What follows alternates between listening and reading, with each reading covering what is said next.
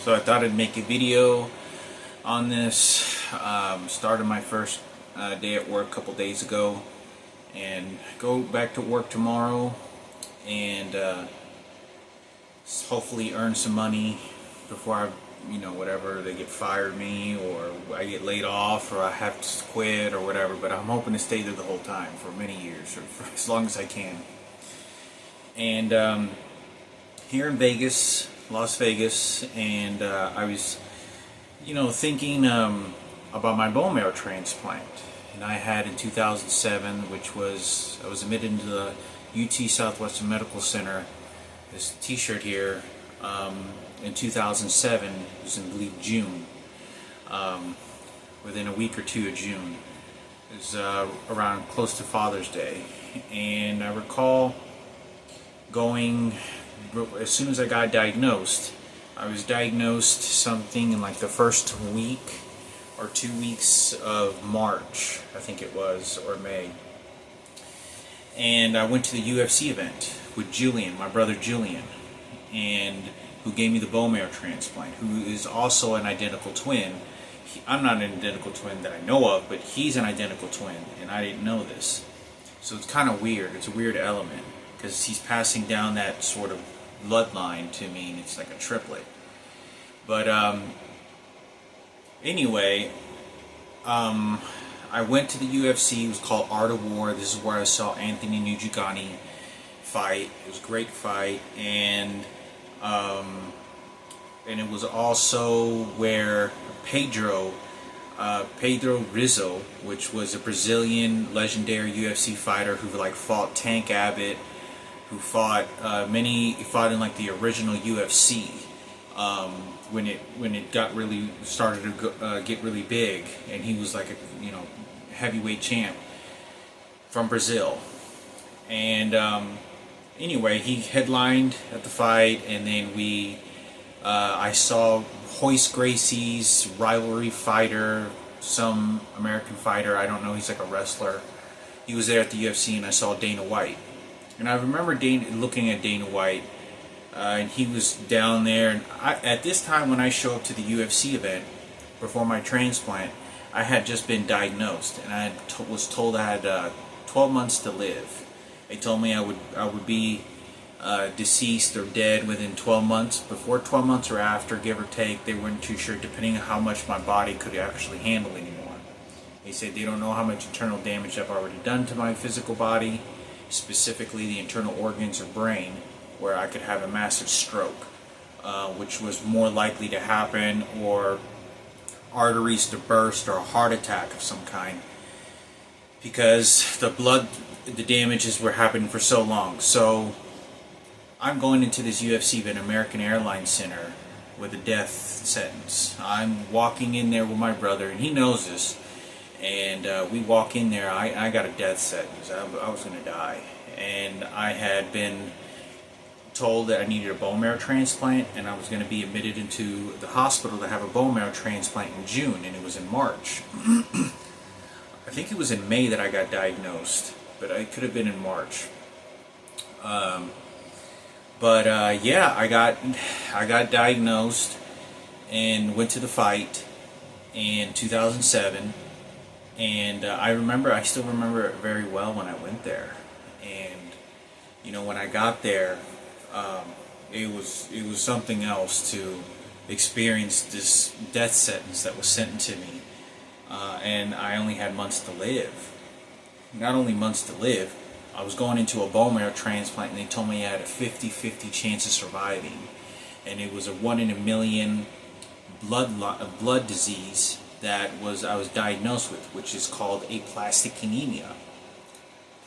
So going into this hospital, I was like, well, I may die. Even if I survive the transplant within the first week, I have a good chance of living, a very high chance. But I had to survive the first couple weeks, and I did. And it was very scary. It was very scary. Obviously, I did survive. I'm here speaking, but it was like a double death sentence. Like if I did not, if I didn't go through the transplant, I was guaranteed death, and that's what they told me. That's why I had to go through the transplant. Then the transplant was only going to give me a 50-50 chance to survive, but they told me that my life, longevity of expectancy of life, that is for sure. No matter what happens, I will die early in life than I would have if I never had this disease. And I went there with my brother Julian, just me and Julian, for the UFC fight. I thought it'd be great for me to go to a place like that, get a little bit of motivation, and many different elements that were going through my mind. Most of the time I was able to pay attention. There were some times where I was just, thinking like, this is it. I'm dead. I'm dead in a couple of months. I'm thinking about my mortality. Here I'm showing up to watch people beat their brains out. And I remember the couple of people that were sitting next to us, and this pretty brunette girl that was behind us, and this guy brought his son a couple seats away from us, and that was it. And I remember, I think there was two black guys to the very left of us, near the stairs, and we got some really good seats. We didn't want to sit on the floor because I had enough money at the time to get really good seats. So basically, for me, I thought, well, giving the mapping and everything, sometimes the floor seats aren't enough because you're just so close and you can't really see what they're doing, on the groundwork and all that stuff. So we got the best seats in the house, and there were like, I think it was $120, and it was kind of like in the middle, a little lower middle, so you can see the whole fight and everything. So you're close enough to see the whole thing, the arena. I think it was the best seats. It's not floor seats, which are thousands of dollars. But I get there, and I remember this. I remember it very well. And I'm going to be this April. There is the UFC 300, which is a notorious fight that's going to be happening with Alex Pereira and Jill Jamar or something like that. I don't know. I'm not familiar with the names. I just know that Alex Pereira is a name I've heard a lot. I've seen a few of his events, fights on TV and stats, and he's from Brazil. And he kind of represents a sort of Latin heritage of people like that, kind of carry this black hair and same skin tone and structures that we do. It's sort of that Latin descent heritage. But yeah, I'm going to hopefully be attending. I don't know how much tickets are going to be here at the UFC event, which is at the T-Mobile Arena here in Las Vegas. I'm hoping I can afford it. I looked online. It says some of them were saying it was $200, $300, but I'm pretty sure that I can get the same seats that I had last year, or pretty close to the same seats, probably for $200 or maybe less. I don't know what the prices are, given the fact it is Las Vegas. It is UFC 300, so probably going to charge extra more for everything. But I'm hoping to attend and afford it. I still have my tax return to return, so hopefully I can turn this in. I may have to go to a paying service to just get my taxes early enough so that I can purchase tickets. Because tickets go on sale tomorrow, and that's the 23rd of February. So, yeah. Tomorrow I'm going to take a look at the prices and see if I can afford it sometime, either right away or the next couple of weeks before the end of, over the next, for sure, 2 weeks I can afford it. Sooner the better. I want to buy me, tickets to go watch the UFC event, if I can afford it. I don't know if I'm going to be able to. But I think that this would be great, UFC 300, and I thought it would be really great for me to attend an event that 17 years that go by, 17 years that pass by since I've had my transplant, that I attend a UFC event that I didn't know I was going to make it. And it was very scary, and it would change my life forever in a lot of bad ways and some good ways. For me, most of it was all bad, but you have to take the positivity of what you can get out of it. But I nearly died multiple times in that hospital. The chemotherapy nearly killed me. My liver failed, and I was vomiting, very sick, and how Ken and Sarah Cooper, as some distant family members, malicious attacked my mother and me at the hospital and use this strictly to their advantages, which is, I can't explain that. That's a whole nother video I need to make.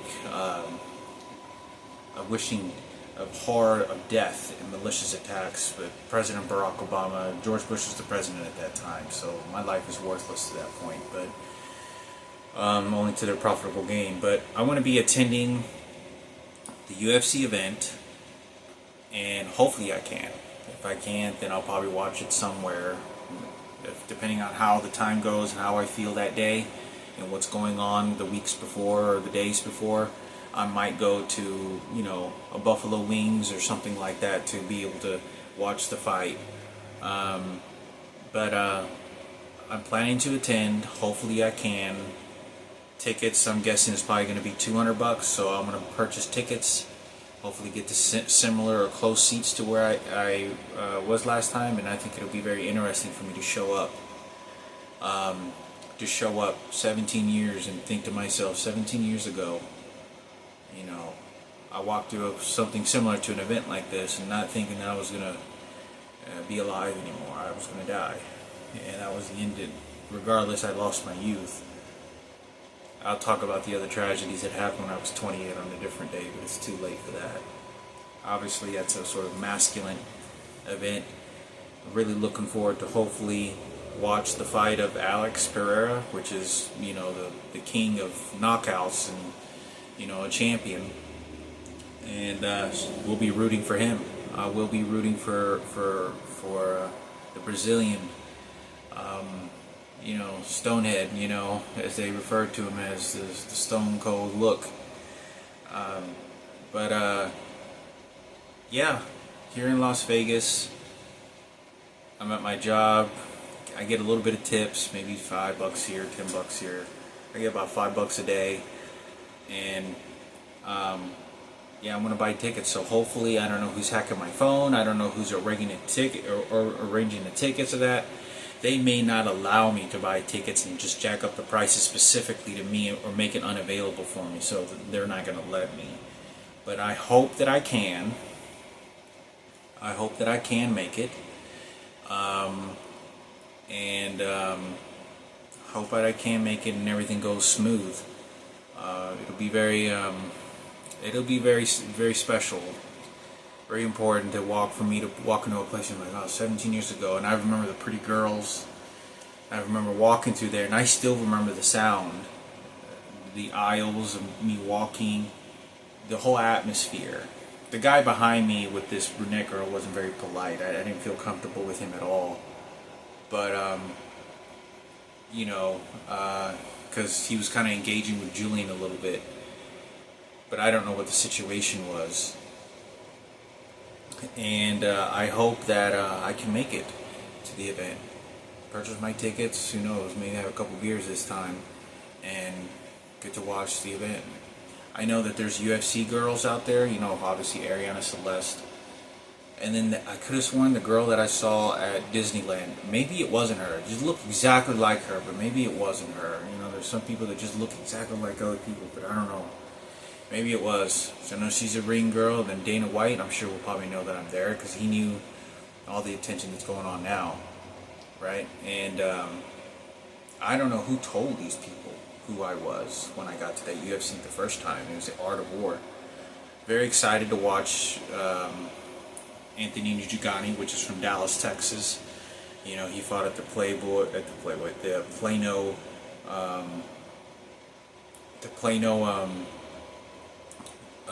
Saxon or something like that, Muay Thai, trained there. But yeah, I'm there to attend to primarily to watch Alex Pereira fight and enjoy the whole event and the rest of the fights. Take seats and help close the doors on something on my life as well. You know, to close the doors on a part of that of my life. For those that already know, it's already happened, and just glory trophies from here on out. 40 years old. I'm 40 years old, got gray, and feel old. You know, I wish I would have been able to work out and do a lot of things, but wasn't permitted. Nobody knows really my story of what I was not allowed to do by force. So hopefully I can buy tickets. They're available on sale tomorrow.